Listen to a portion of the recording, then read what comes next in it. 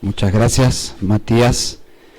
Y un honor estar aquí en esta tarde con mis hermanos de Villa del Parque y ser parte de lo que Dios está haciendo aquí. El Señor dejó la gran comisión claramente definida. No tenemos que especular, simplemente buscar y leer de qué se trata esa gran comisión.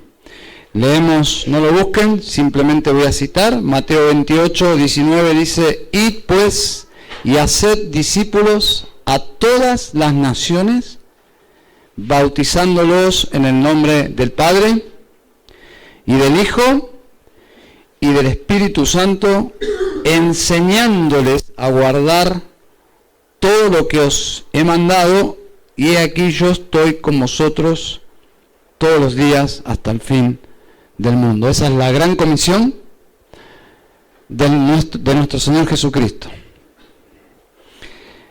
Fue dada a los apóstoles, ¿verdad? Pero no solo a los apóstoles. No solo fue dada a la iglesia primitiva, pero allí es donde comenzó la iglesia primitiva, la iglesia del primer siglo. No solo fue dada a pastores y misioneros. ¿Estamos de acuerdo? ¿Todos están de acuerdo en lo que estoy diciendo? Usted tiene que parar sus radares, no es porque yo lo diga, sino tiene que seguirme para saber si este hombre está predicando la palabra de Dios. ¿Bien? ¿Es para todos los creyentes la gran comisión? ¿Es para todas las iglesias? ¿Dónde lo vemos? Versículo 20. Enseñándoles a guardar todo lo que os he mandado. ¿Qué interpretaron los discípulos? ¿Qué interpretó la iglesia primitiva? ¿Qué interpretó Pedro? ¿Qué interpretaron los apóstoles? Lo que luego leemos en el libro de los Hechos. ¿A qué se dedicó la iglesia primitiva? ¿Qué fue lo que hizo? ¿Qué es lo que esta gente del primer siglo entendieron por la gran comisión y se extendieron por todo el mundo antiguo? ¿Qué es lo que hicieron? ¿Qué interpretaron de la gran comisión y lo llevaron a la práctica? Hicieron escuelas, ¿verdad? Hospitales. ¿Qué hicieron? ¿Qué hicieron? Eso, bien, pero ¿qué es? ¿A dónde querían llegar? Iglesias. Exactamente, iglesias. Y la iglesia local, síganme, voy a hacer enunciados. La iglesia local es 100% responsable de involucrarse en el proceso de plantar nuevas iglesias. ¿Amén? Y es por eso que estamos aquí, porque entendemos que las palabras de Jesús tienen una implicación y una aplicación directa, que es: iglesias plantan iglesias, y toda iglesia bíblica se debe involucrar en la plantación de nuevas iglesias. Les invito a abrir en Colosenses capítulo 1, mientras ustedes buscan allí, permítanme hacer algunas observaciones preliminares para poder nosotros entender mejor el pasaje de la Biblia que vamos a ver juntos. Estamos frente a una iglesia joven, la iglesia en la ciudad de Colosa. Muy bien. Yo sé que esta es la hora de la siesta para muchos de ustedes, pero necesito que no se trasladen a sus dormitorios, a sus lugares de aposento en este momento, sino que intenten seguir esta enseñanza. Una iglesia joven que estaba amenazada. ¿Amenazada por qué? Por falsos maestros. Los tiempos no han cambiado. La amenaza eran falsas doctrinas fundamentales que atentaban nada más ni nada menos contra la doctrina de Cristo, la cristología, la doctrina de nuestro Señor Jesucristo. Pablo les escribe después de estar bien informado acerca de esta problemática, pero Pablo estaba bien informado acerca de la iglesia. Conocía esta iglesia, conocía a sus miembros, y no porque él había fundado la iglesia, no la plantó Pablo, ni siquiera la conocía a la iglesia. Nunca había estado en la ciudad de Colosas. Había estado muy cerca de allí, pero no en la ciudad de Colosas. Ahora, ¿cómo Pablo sabe de esta iglesia y cómo Pablo fue movido a escribir esta carta? ¿Por medio de quién? Bueno, nada más ni nada menos que por su pastor y fundador llamado Epafras. Algunos dicen Epafras, pero Epafras, quien viajó desde la ciudad de Colosas hasta Roma, porque Pablo para este momento está preso en la ciudad de Roma, la capital del imperio.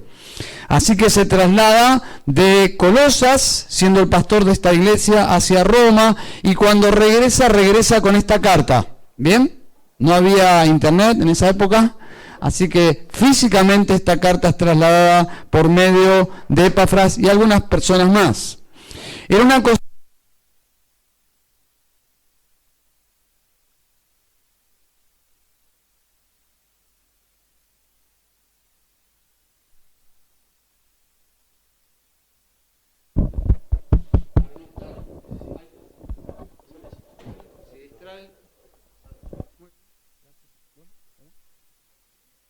Me estás haciendo una bromita vos.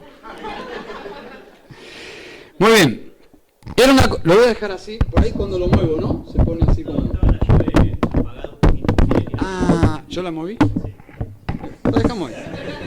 Ahora soy yo. Bueno, perdón, hermanos, disculpen. Muy bien. Era una costumbre en las cartas greco-romanas, en esa época, incluir al principio de la carta, si ustedes observan, una plegaria, una oración, y la escribían en la carta, una plegaria a un Dios, el Dios de quien escribía. Pero por lo general era simplemente un formalismo, la gente lo hacía porque era la costumbre. Pero lo interesante es que en esta carta, la oración que encontramos a partir del versículo 3 es una oración genuina hecha al único Dios verdadero. O sea, Pablo sigue la costumbre, pero le da esta impronta de orar al único Dios verdadero. E incluye gratitud. Es una carta que comienza con gratitud y luego añade algunas peticiones. Observen, capítulo 1, versículo 1. Dice: Pablo, apóstol de Jesucristo, por la voluntad de Dios, y el hermano Timoteo, a los santos y fieles hermanos en Cristo que están en Colosas, gracia y paz sean a vosotros de Dios nuestro Padre y del Señor Jesucristo. Siempre orando por vosotros, damos gracias a Dios, Padre de nuestro Señor Jesucristo. Y a continuación es una larga oración que está cargada de gratitud. Pablo estaba agradecido a Dios por esta iglesia, porque esta iglesia fue producto directo del obrar del Evangelio del Señor Jesucristo. Allí en esta ciudad había una obra de Dios y Pablo estaba agradecido por la iglesia de los colosenses. ¿Bien?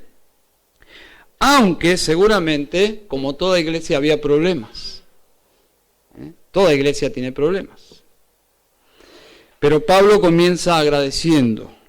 Allí había una obra de Dios, una iglesia saludable, joven, una iglesia joven que debía ser protegida de los falsos maestros, de los lobos, debía ser protegida de la amenaza más letal que tiene una iglesia. ¿Ustedes saben cuál es la amenaza más letal de una iglesia? ¿O contra una iglesia? Lo dije antes. La falsa enseñanza. La falsa enseñanza, cuando ingresa en una iglesia, tiene un poder destructivo.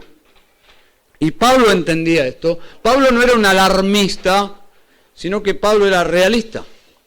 Y entendía que así como una iglesia se nutre y crece y es viva y eficaz y saludable cuando está la sana doctrina, también él entendía que cuando era lo contrario, la iglesia tiende a ser destruida. Entonces, cuando pienso en cómo esta iglesia comenzó y se desarrolló, si usted ha leído la carta a los Colosenses y entiende un poco la historia que estoy intentando reconstruir, uno llega a la conclusión que esta sería una forma ideal de comenzar iglesias.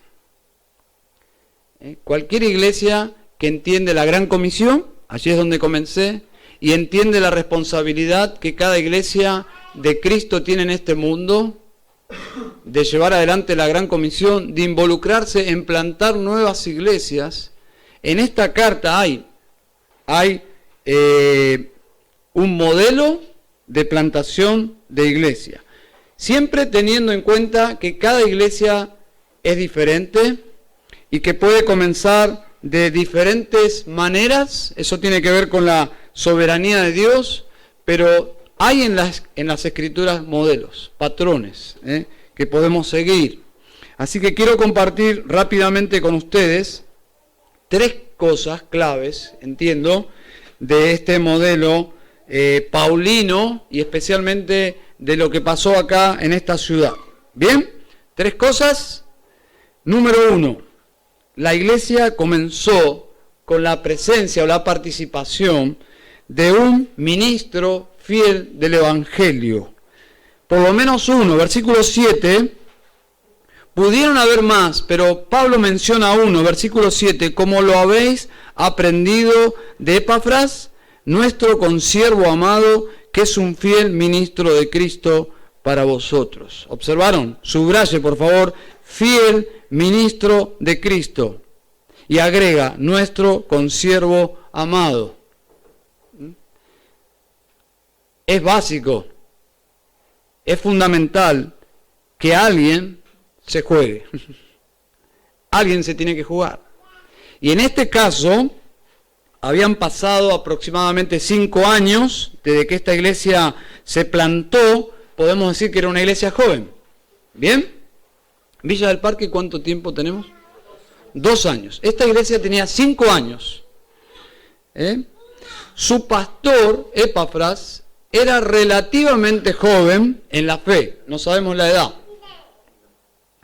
Los comentaristas, en su mayoría, creen que Epafras se convirtió bajo el ministerio del apóstol Pablo cuando Pablo trabajó en Asia Menor, exactamente fundando la iglesia de los Efesios, en la ciudad de Éfeso. ¿Cuánto tiempo estuvo Pablo en Éfeso? 3 años. En esos 3 años se convirtió, dicen los eruditos, que atan los cabos de las historias bíblicas, muy probablemente Epafras. Y se cree que Epafras luego sale enviado por Pablo y planta la iglesia en Colosas. Y algunos van más allá y creen que planta también la iglesia en Hierápolis y Laodicea. Es decir, este hombre en su ADN había entendido la gran comisión y se involucró en predicar el Evangelio, en discipular, en bautizar, lo cual da como resultado iglesias locales, como lo que Dios está haciendo entre ustedes. ¿De dónde sacamos que plantó Hierápolis y Laodicea? En el capítulo 4 de esta carta, en el versículo 13, para los que anotan.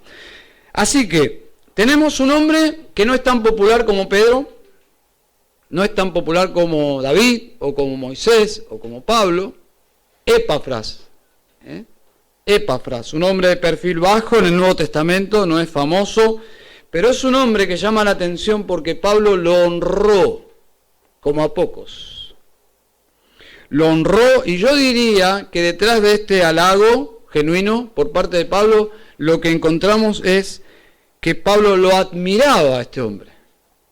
Lo admiraba, y creo que es por lo que él menciona una y otra vez, un fiel ministro de Jesucristo. No habla de su carisma personal, no habla de sus capacidades en otros ámbitos como la administración o no sé, ni siquiera como erudito de algo, simplemente dice fiel ministro de Cristo, que implica también obviamente predicar, enseñar, relacionarse con las personas, etcétera, etcétera, pero él le llama fiel ministro de Cristo, y allí es donde comienza todo. La pregunta es, ¿cómo se forman estos hombres? Porque todos queremos tener en nuestras iglesias hombres así. ¿Te imaginas en tu iglesia 10 Epafras? ¿O 20 Epafras? Más las Epafritas, que son sus esposas. Y los Epafritos que salen, o sea, familias maravillosas. Pero todos quisiéramos tener Epafras. El asunto es, ¿cómo surgen los Epafras? ¿Cómo se forman los Epafras? ¿Dónde se compran? ¿En Carrefour? ¿Se compran por Amazon? ¿Dónde salen? ¿De dónde surgen? Bueno, es una buena pregunta. Y la pregunta es que Epafras se formó bajo el modelo y el ministerio de Pablo. Él tenía el modelo, lo vio en Éfeso. Él tenía el modelo de lo que Pablo hizo, pero sobre todo tenía el modelo de Pablo mismo. No solo de lo que Pablo hacía, sino de lo que Pablo era. Y esto es fundamental. Esto es reproducible en nuestros ministerios. Un referente tenía Epafras de carácter, Pablo, y de servicio, Pablo. Cómo debe ser un ministro y qué es lo que hace un ministro. Bueno, Pablo plantó una iglesia y por 3 años en Éfeso enseñó la palabra de Dios. Por 3 años. Enseñó. Por 3 años enseñó la palabra de Dios. ¿Y quién estaba allí? Epafras. Cuando parece que no pasa nada, Dios está haciendo una obra en persona. Dios está levantando Epafras. Epafras. En Hechos capítulo 20, Pablo hace referencia a su trabajo en la ciudad de Éfeso por 3 años. Y dice, en Hechos capítulo 20, tiene una reunión de pastores y de ancianos allí, pero él hace referencia a lo que pasó en Éfeso, donde estaba Epafras. Entonces tomen esa actividad de lo que va a mencionar Pablo. Dice, por tanto, velad, en Hechos 20:31, velad, acordándoos que por 3 años, de noche y de día, no he cesado de amonestar con lágrimas a cada uno. Es decir, el ministerio de Pablo era un ministerio de enseñanza, humilde, de lágrimas. ¿Y quién estaba allí observando y recibiendo el ministerio de Pablo? Epafras. Solo para especular, piensen, ese joven que está allí bajo el ministerio de Pablo, está allí observando, está escuchando, va de menor a mayor, va siendo impactado mes o semana tras semana, mes tras mes, por la enseñanza de la palabra de Dios, y Dios está agigantando el corazón de este hombre, que da como resultado un plantador de iglesias. Dice Pablo en el versículo 27, porque no he rehuido anunciaros todo el consejo de Dios. Pablo no privaba a la gente de enseñar. ¿Saben que hay muchos líderes que piensan así? Si yo enseño, van a hacer competencia. Pablo dice, yo voy a enseñar, no les voy a negar nada, porque yo quiero que todos ustedes crezcan en el Señor y se desarrollen en el Señor y puedan ser una bendición para la obra del Señor. No me he quedado con nada, dice Pablo. Les he dado todo. Todo el consejo de Dios les he dado. Me voy. Y el Señor lo llevó, continuó su camino. Por 3 años estuvo sirviendo, enseñando, plantando esta iglesia. ¿Cómo? Con la palabra de Dios. Eso es lo que hizo Pablo. No hay ningún misterio, ¿eh? Eso es lo que hizo Pablo. ¿A qué se dedicó Pablo? Y en este ambiente se forman sobrenaturalmente por una obra de Dios, pero lo que nosotros percibimos, lo que nosotros vemos, es un hombre enseñando doctrina por medio de la Biblia. Pero lo que no vemos es lo que está debajo de la superficie, lo que la Biblia hace en los corazones. Eso no lo vemos. No lo vemos. Eso es lo que Dios hace en los corazones, que después se observa en las transformaciones de personas, de familias, de vidas. Bueno, Pablo enseñó la palabra de Dios. Romanos 10, 17 dice, la fe viene por el oír y el oír. ¿Queremos tener personas con fe en la iglesia? ¿Cómo logramos que personas no se desanimen ante los problemas, sino que tengan fe para enfrentar los problemas?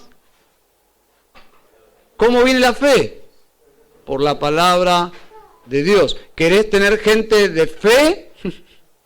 Enseñá la palabra de Dios y la gente va a conocer al Dios de la palabra, que es infinitamente grande, y su fe va a ir creciendo.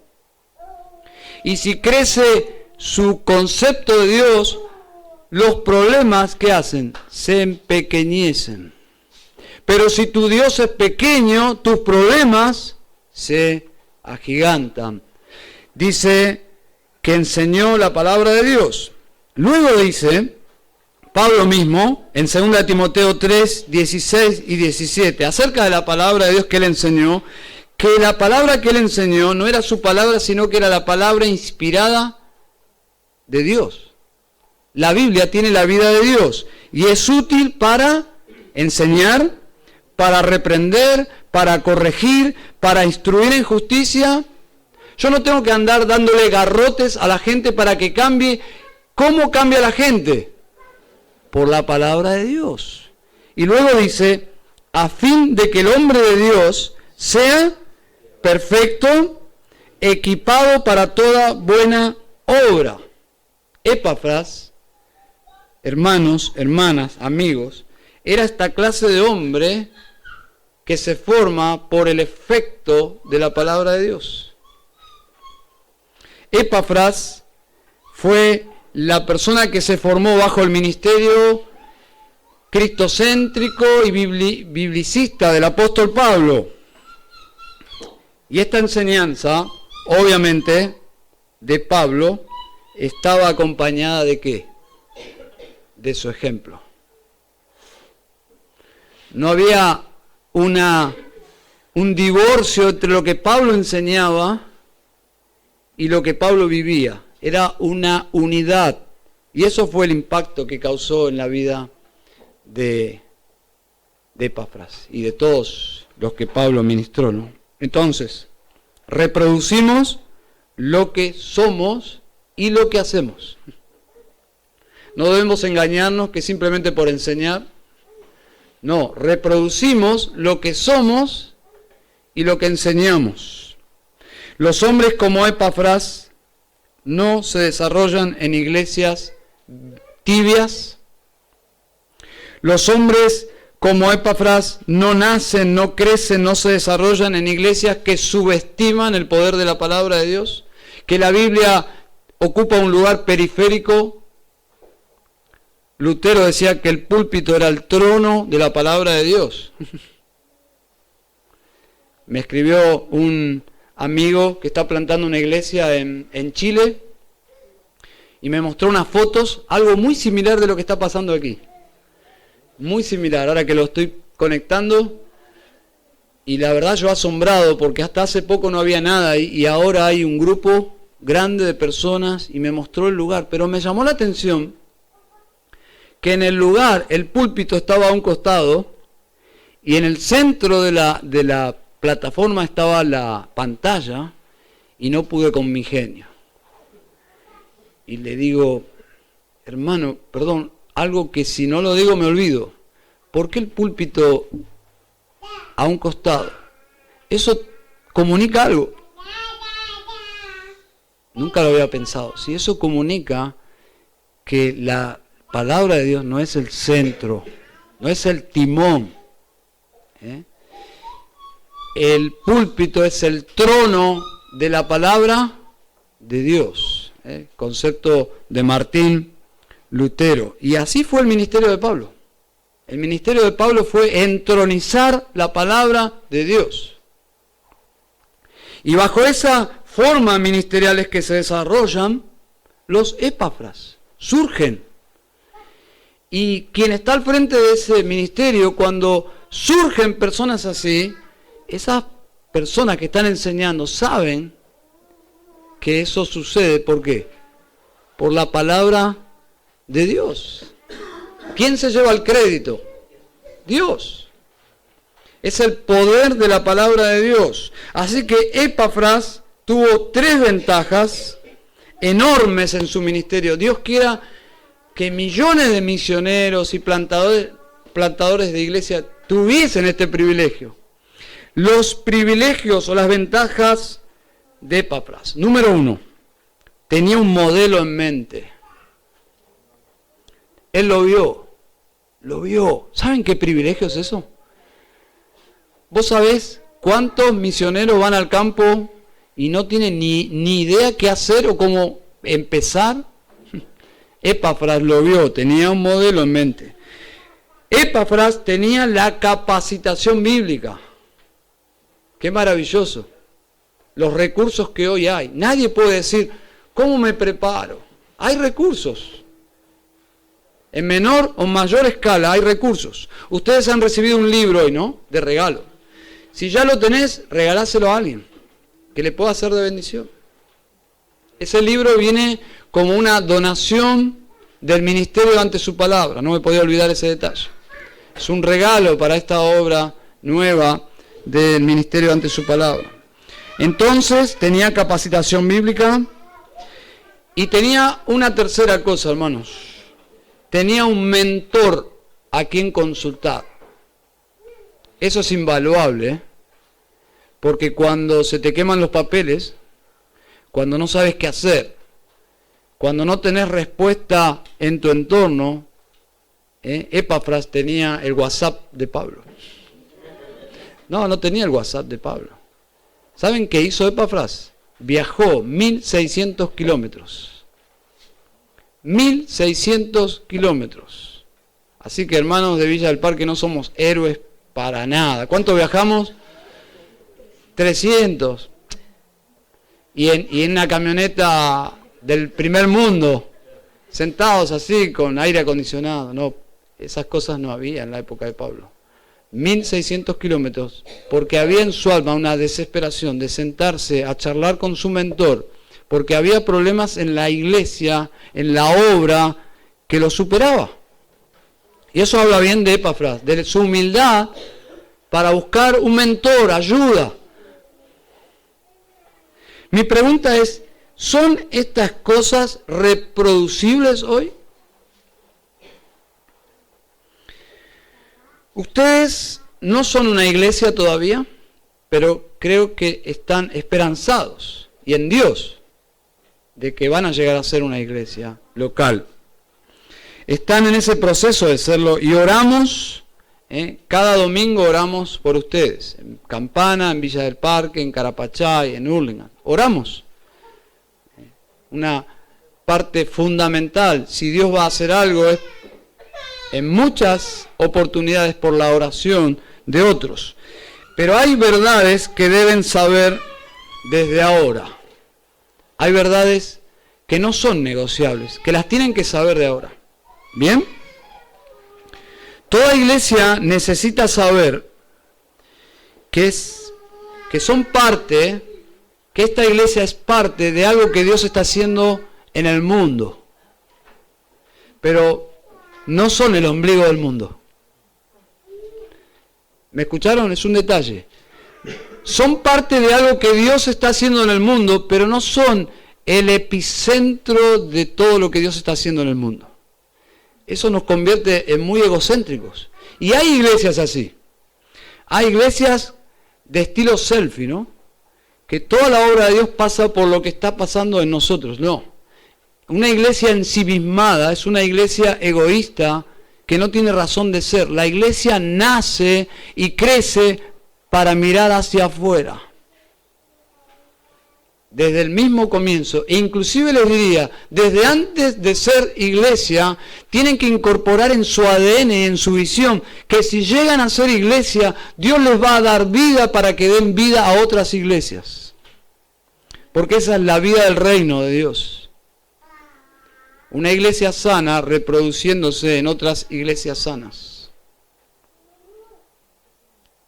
Son una parte de la iglesia de Dios, de la obra de Dios en el mundo. No son el centro del universo, no son una isla. Observen cómo Pablo sabiamente conectó a Colosas con el mundo. Observen capítulo 1, versículo 6. Dice, hablando del Evangelio, que ha llegado hasta vosotros, así como a todo. ¿Por qué Pablo diría algo así? Para que ellos no entiendan que todo termina en la ciudad de Colosas.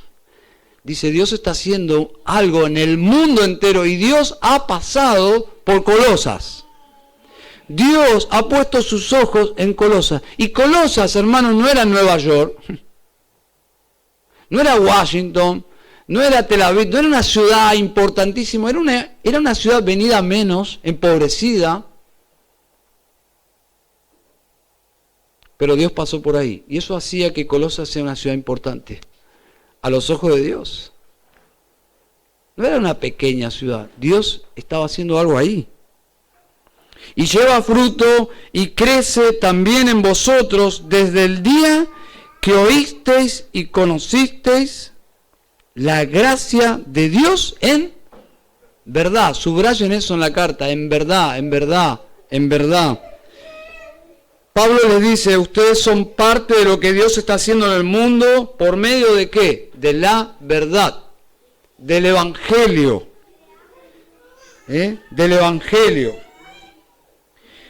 Necesitamos de las oraciones de otros.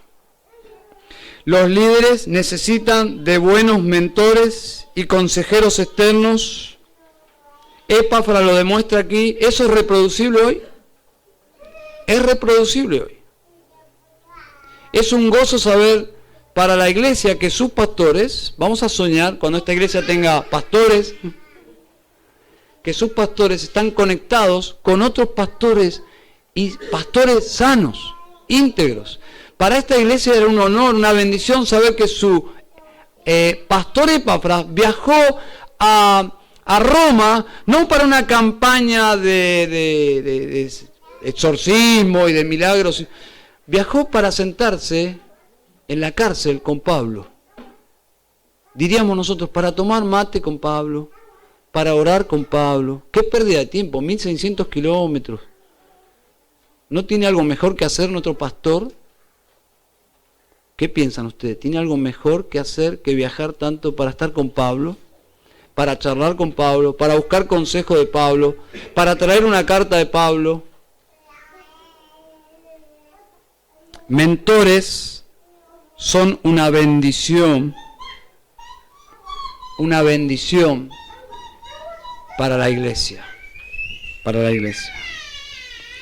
Y toda iglesia, y escúcheme por favor estos principios, toda iglesia necesita de la comunión con otras iglesias.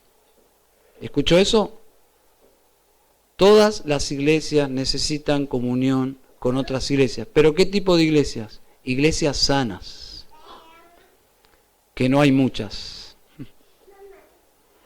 Epafras conectó a su iglesia de Colosas con Pablo. y sus colaboradores. Líderes necesitan modelos y consejeros. Entonces, repasando, la iglesia comenzó con un ministerio fiel del Evangelio. ¿Me siguen? La iglesia comenzó edificada con el verdadero Evangelio. Segundo punto. La iglesia comenzó edificándose, se plantó sobre el verdadero Evangelio. Versículo 5. Dice, habéis oído por la palabra verdadera del Evangelio. Hay un énfasis precioso ahí.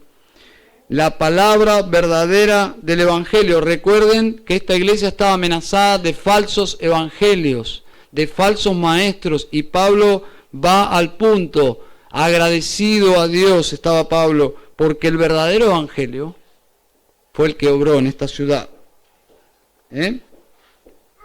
¿Saben? Probablemente si le pidiéramos a la gente evangélica de esta ciudad que se sienten en un escritorio y rindan un examen sencillo, simplemente que respondan a esta pregunta: ¿qué es el evangelio? Simplemente intenten hacer esta pequeña prueba. Inclusive ahora hagan un autoexamen en su corazón. Si tuvieses que dar el examen de tu vida en esta tarde, si te pidiésemos que saques una hoja y escribas, ¿qué es el Evangelio? Si hiciéramos este pequeño experimento en esta ciudad, quedaríamos asombrados, probablemente, porque tenemos un mundo evangélico que desconoce qué es el Evangelio. Tristemente. Pero en este caso, observen versículo 6, dice que ha llegado hasta vosotros, así como a todo el mundo, y lleva fruto, y crece también en vosotros, desde el día que oísteis y conocisteis la gracia de Dios en verdad. Observen que habla del día que yo oigo la verdad, conozco la verdad, creo la verdad, y a partir de creer la verdad es que yo soy ¿qué? Salvo. Yo no puedo ser salvo si no tengo en mi vida la oportunidad de entrar en este progreso, en este proceso. ¿Cuál es? Hay un día que yo oigo la verdad, conozco la verdad, ¿y qué más? Y creo la verdad. Y creo la verdad. ¿Y saben qué? Ese día yo, por su gracia, soy ¿qué? Salvo. Yo no puedo ser salvo si no tengo acceso a la verdad. A la verdad. Y Pablo está tan agradecido que el verdadero conocimiento del Evangelio llegó a la ciudad, hizo un impacto en la ciudad y se formó una iglesia auténticamente cristiana. La vida de esta gente fue transformada. Es decir, si no ha transformado mi vida el Evangelio, implicancia, yo no lo he creído a la manera de Dios. Puede ser que yo lo oí, puede ser que lo conocí un día, pero no lo creí a la manera de Dios, porque no hay fruto en mi vida. En cambio, Pablo dice que aquí en esta ciudad el Evangelio llevó fruto. Y esa es la evidencia de la fe auténtica. Y para que nos examinemos en esta tarde, quiero que ustedes piensen qué es fruto. Y Pablo habla aquí de 3 frutos de un verdadero cristianismo.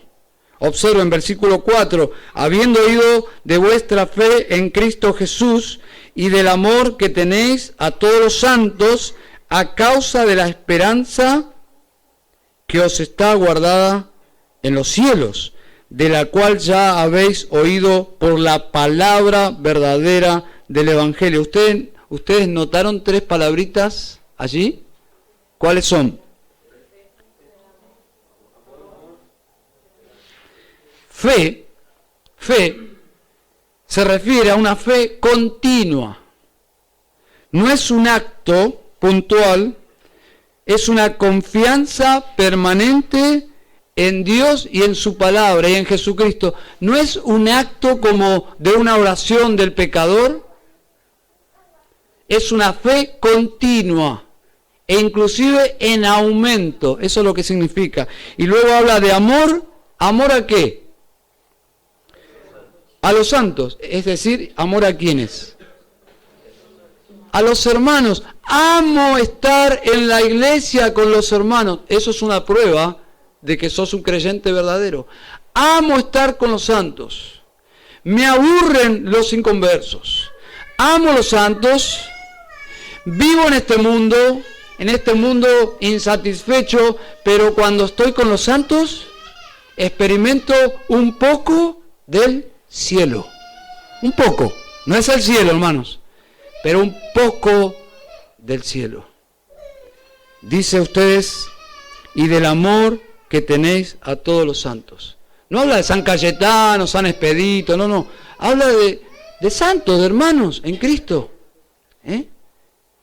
Y luego agrega otro fruto más, es esperanza. Esperanza no es, yo algún día, Dios quiera que vaya al cielo. Eso no es esperanza. Esperanza es una certeza, una seguridad. Me voy con Cristo. Yo te hago una pregunta, no hace falta que la respondas en voz alta. Si te tuvieses que morir hoy y cruzás ese misterioso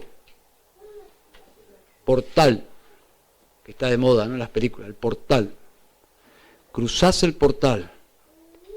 ¿Estás seguro que Dios te va a recibir en su reino? Esa es la esperanza que habla Pablo aquí.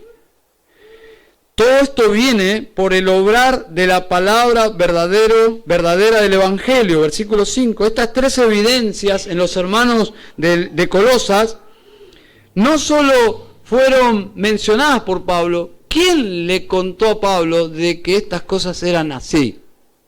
Epafras.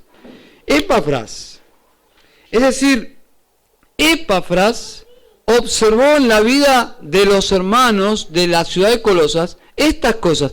Es decir, no solo se trata de que yo digo que soy salvo, porque uno puede decir lo que quiera. Yo puedo decir, yo soy Cristóbal Colón, o yo soy San Martín.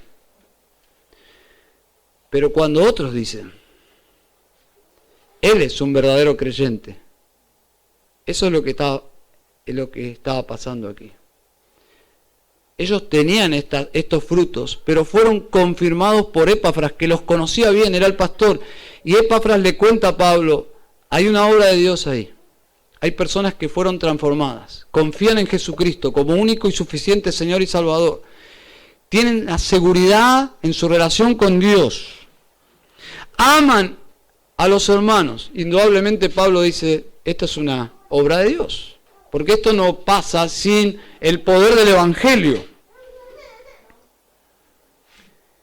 Ahora, si no estás seguro de tu conversión en esta tarde, al terminar la reunión, que ya va a terminar, minutitos, habla con alguien. Si no estás completamente seguro o segura en Cristo, habla con alguien. Porque lo que vemos en las Escrituras es que un cristiano disfruta de seguridad de salvación. No es un tema de orgullo, es un tema de humildad, porque los méritos para esa seguridad no son propios. No es por nuestras obras, es por la obra ¿de quién? De Cristo. Y yo creí en lo que Él hizo por mí en la cruz, y creí que Él es ahora mi Señor y mi Salvador. Tercera y última cosa que vemos es, esta iglesia se edificó sobre la sana doctrina. Vamos a repasar. En primer lugar, esta iglesia comenzó con un fiel ministro del Evangelio. Número 2, esta iglesia comenzó edificada en la predicación del verdadero Evangelio. Y número 3, esta iglesia se edificó sobre la sana doctrina. Versículo 6, dice, Bueno, versículo 5 habla de la palabra verdadera del Evangelio. Versículo 6, que ha llegado hasta vosotros, así como a todo el mundo, y lleva fruto y crece también en vosotros desde el día que oíste y conociste la gracia de Dios en verdad, como lo habéis aprendido de Epafras, nuestro consiervo amado, que es un fiel ministro de Cristo para vosotros. Si ustedes observaron bien el pasaje, y que no hay otra cosa más importante que ver el pasaje hoy, la palabra de Dios, observa por favor. Pablo presenta el mensaje de Dios, el que rescata a los pecadores de este mundo y del infierno y los lleva a su reino. Esa palabra que llegó a esta ciudad la presenta como con vida propia. Dice, ha llegado hasta vosotros, a todo el mundo, lleva fruto, crece. Habla como si estuviese hablando no de un mensaje, sino de una persona, ¿no? Ese es el Evangelio. El Evangelio tiene vida propia. Cuando entra en un lugar y Dios obra, hace su obra. ¿Se acuerdan el concepto, la ilustración, la metáfora de Spurgeon? Creo que dijo que el Evangelio no hace falta defenderlo, simplemente tienes que abrir la jaula y sale como un león. Porque tiene poder, tiene vida y transforma a los pecadores. Así es que el Evangelio llegó a esta ciudad, como a todo el mundo, y lleva fruto y crece. Así es el Evangelio, tiene vida propia. Bueno, la gran comisión, que es donde empecé, no es llevar gente a la iglesia. Eso está bien, hay que llevar gente a la iglesia. Pero se trata de hacer discípulos. La obra no está terminada hasta que se hagan discípulos. Las iglesias están formadas por discípulos. Los discípulos se forman con la sana doctrina. Sigan esta línea. Las iglesias están formadas por discípulos. Los discípulos se forman con la sana doctrina. El fundamento mismo de la iglesia es la sana doctrina. Así comenzó la primera iglesia, Hechos capítulo 2. Dice Hechos capítulo 2, versículo 41. Y esta es la primera iglesia y es el modelo de la iglesia. Dice, así que los que recibieron su palabra fueron bautizados. ¿Les suena eso? Recibieron su palabra, fueron bautizados. ¿De dónde sacó? ¿Por qué estaban haciendo eso? La gran comisión de los labios de Cristo. Y se añadieron aquel día como 3.000 personas. Versículo 42. Y perseveraban en la doctrina de los apóstoles. ¿De dónde sacaron esta idea? De predicar, hacer discípulos, bautizar y enseñar la palabra de Dios. ¿De dónde sacaron esa idea magistral? La gran comisión. El orden es fundamental. No es casualidad que Lucas dijo, a ver cómo suena más lindo, y lo fue. No, esto es intencional. ¿A qué se dedicó la primera iglesia? Versículo 42, y perseveraban en la doctrina. En la doctrina. Hoy en día, la iglesia evangélica entiende por doctrina algo como negativo. Inclusive se tergiversa la Biblia para desacreditar la sana doctrina o la doctrina. ¿Han escuchado esa frase que dice, la letra mata, pero el espíritu vivifica? Dejemos la doctrina y dediquémonos a no sé, ¿a hacer qué? La primera iglesia se dedicó al revés. Lo primero que hizo y perseveró fue en la doctrina. ¿Saben por qué? Porque ellos entendían que las personas son transformadas. ¿Por qué? Por la doctrina, por la palabra de Dios. Nadie va a cambiar. Si estás luchando con algún pecado en tu vida, el que sea, vamos a suponer, estás luchando con la ira, estás luchando con tu corazón orgulloso para sujetarte a tu esposo, estás luchando como esposo para tratar mejor a tu esposa, estás luchando con la paciencia ¿de dónde vienen los recursos para cambiar? Yoga, vamos a hacer yoga. ¿Qué otra cosa? Te propone el mundo cristiano. Control mental, psicología cristiana. Bueno, la Biblia dice que esos pecados solamente pueden ser cambiados por la palabra de Dios. Solo un Dios tan grande hace que te deshagas de algo que para Él, ante sus ojos, es sucio y es malo. Y por amor a ese Dios y por involucrarte con ese Dios es que tus pecados ahora comienzan a hastiarte. Entonces, por esta razón, Pablo le dice a Timoteo, después de hablar del poder de la Escritura, dice en el capítulo 4 de 2 de Timoteo, predica la palabra. Predica la palabra. Insta a tiempo y fuera de tiempo, redarguye, reprende, exhorta con toda paciencia, instrucción. ¿Qué le está diciendo? Haz la gran comisión. De eso se trata la iglesia. Tengo un amigo que es pastor y que sufrió una transformación en su vida, en su ministerio, en su doctrina, ya hace unos años. Él era un pastor carismático de una iglesia relativamente grande. Y en una oportunidad, una charla de café, me dijo, ¿sabes cómo preparaba yo mis sermones? Ni idea. Me dijo, mis sermones se trataban de 3 puntos. Dividía mi sermón en 3 puntos. Una anécdota para hacer reír. Trabajaba en eso, una anécdota para hacer reír. Punto número 2, una historia para que la gente se emocione. Y luego un llamado motivador para hacer que la gente pase al frente. Domingo tras domingo. Eso es lo que hacía. Hasta que escuché un sermón bíblico. Y lo que Dios hizo en mi corazón, dije, esto es lo que mi gente necesita. Yo he estado llevándole miseria y hambre domingo tras domingo. Mi gente necesita la palabra de Dios. Y ese día su vida fue quebrantada en 1000 pedazos. Y le dijo al Señor, si Dios me puedes perdonar mi infidelidad, yo voy a cambiar. Y me voy a preparar. Y voy a ser un hombre de la palabra. Y así comenzó su iglesia. Gran parte de la gente se fue porque no apetece la palabra de Dios.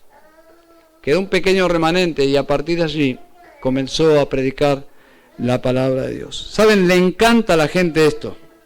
Le encanta reír, le encanta emocionarse, le encanta la motivación.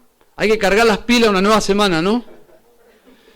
Pero eso es neblina. Eso es copos de algodón, de esos que venden en él. Eso no alimenta. Lo que la gente necesita, lo que nosotros necesitamos, es la palabra de Dios. Es lo que va a transformar nuestras vidas. La iglesia del Señor se edifica solo con la palabra de Dios. Así que esta iglesia se edificó sobre la sana doctrina enseñada por medio de Epafras.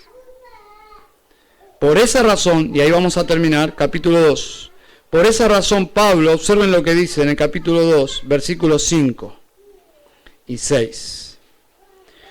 Dice Pablo, porque aunque estoy ausente en cuerpo, no obstante en espíritu estoy con vosotros. Capítulo 2 de Colosenses, versículo 5. Dice, yo no estoy con ustedes, estoy en Roma, más de 1500 kilómetros, pero saben, estoy con ustedes, estamos conectados. Estoy tan gozoso de lo que está pasando ahí. Dice, y mirando vuestro buen orden y la firmeza de vuestra fe en Cristo. ¿Qué está diciendo Pablo? Esta es una iglesia sana. Están firmes. Es una iglesia ordenada. Pero observen el versículo 6, ahí viene la exhortación. Por tanto, de la manera que habéis recibido al Señor Jesucristo, andad en Él. ¿Cómo recibimos a Cristo nosotros, hermanos? Fe en el Evangelio. La palabra de Dios, confiaste en la palabra de Dios, recibiste a Cristo en tu vida. Dice, de la manera que la habéis recibido, andad en Él. No ha cambiado nada.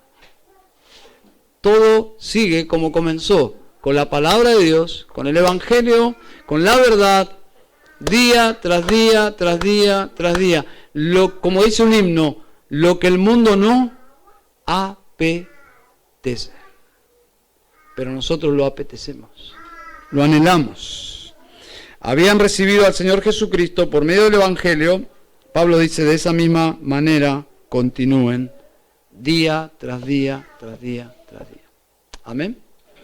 Vamos a orar al Señor.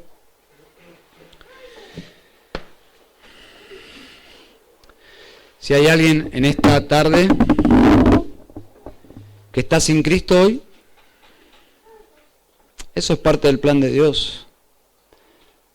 Estás sin Cristo, pero estás abierto a escuchar la palabra de Dios. Estás en un buen lugar. Estás desanimado porque tu corazón no apetece, está duro como una roca. Bueno, da gracias a Dios que estás vivo, porque si no estarías en el infierno. Qué bueno que estás acá. Tu corazón late por la pura misericordia de Dios. Da gracias a Dios que Dios no te ha matado todavía, porque Él aborrece el pecado. Y estamos llenos de eso.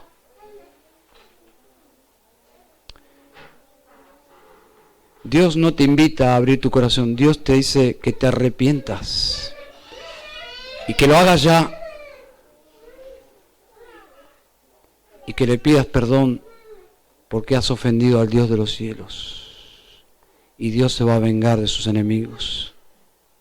Y usted, vos, eres un enemigo de Dios, como todos nosotros.